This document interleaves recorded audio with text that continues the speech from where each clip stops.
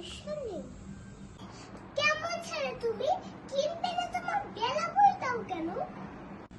আমি যদি তোমার সঙ্গে চলে যেতে পারতুম তো যেত আমার সঙ্গে।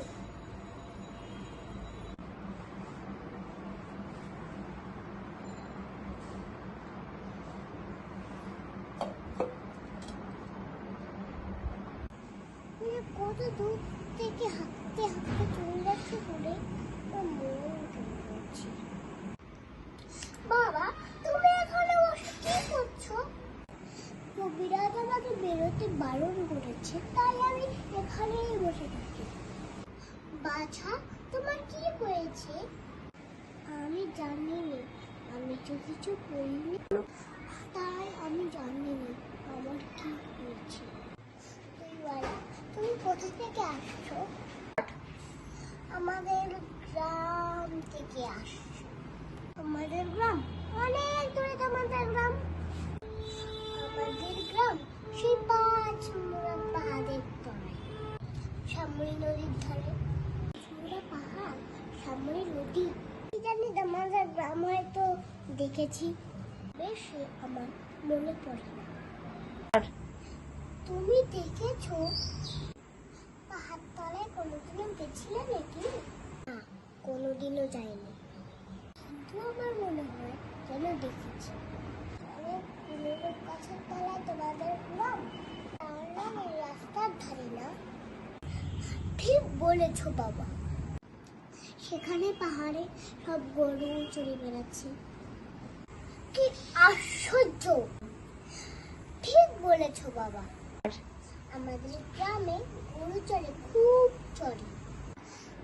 মেয়েরা সব মাথায় কলসি করে জল তুলতে নিয়ে যায় আর লাড়াসাড়ি করে থাকে। বাবা, ঠিক কথা। আমাদের সেই গয়লা পাড়ার মেয়ে নদীতে গেছে জল তুলতে যায়। সবাই যে লাড়াসাড়ি করে এমনটা না। কিন্তু বাবা, তুমি নিশ্চয়ই সেখানে বেড়াতে গিয়েছিলে। সত্যি বলছি তোরবেলা, আমি একদিনও যাইনি। বিরাজ আমাকে যেদিন বাইরে যেতে বলবে সেদিন তুমি আমাকে নিয়ে যাবে? যাবো বই কি বাবা, খুব নিয়ে যাবো। আমাকে তোমার মতো ওরকম দই বেচতে শিখিয়ে দিবে?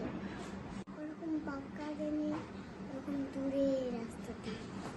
মরে যাই, দই বেচতে যাবে কেন বাবা? এত এত বই পড়ে তুই পণ্ডিত হয়ে উঠবি। না না, আমি কখনো পণ্ডিত হব না।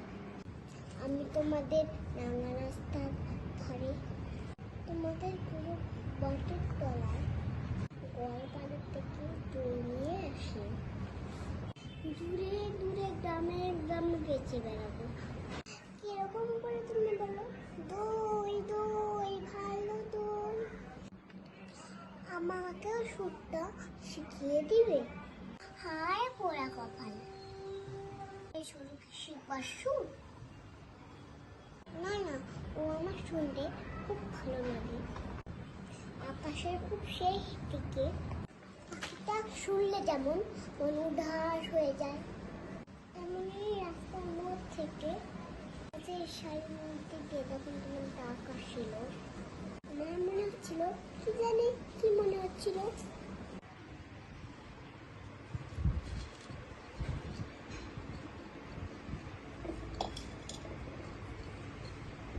বাবা একবার দই তুমি খাও। আমার তো পয়সা নেই। না না, পয়সার কথা বলো না। তুমি আমার দই খেলে আমি কত খুশি হব। তোমার কি অনেক দেরি হয়ে গেল দুবেলা? কিছু দেরি হয়নি বাবা, আমার কোনো লোকসান হয়নি। দই বেচতে যে কত সুখ, তোমার কাছে শিখে নেব।